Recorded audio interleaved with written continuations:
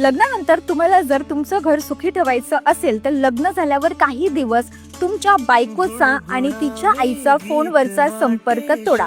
हा उपाय सगळ्यांसाठी तर नाही, पण काही जणांसाठी नक्कीच गरजेचा ठरतो.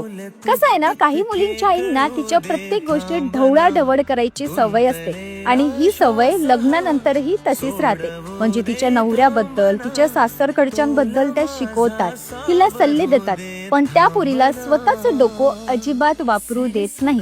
म्हणजे लग्न अगोदर 10-12 पोरं फिरून आलेल्या पोरीला तिची आई माणसं कशी आहे हे ओळखायचं शिकवते. अरे त्या आईला काय माहिती की तुमच्या पोट्टीमुळं किती पोरांनी हाताच्या नसा कापून घेतल्यात ते.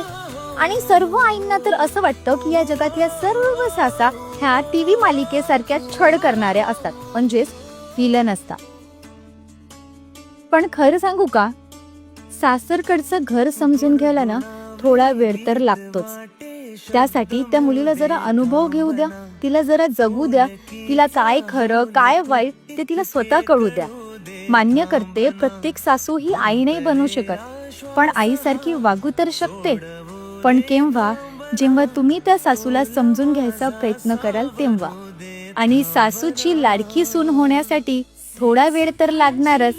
आणि एकदा का समजलं की ती सासू आई म्हणून कशी आहे, मग कसलं सासर आणि कसलं माहेर हो, दोन्हीकडे तुम्हीच महाराणी.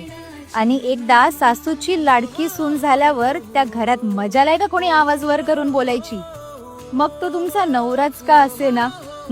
बरोबर ना.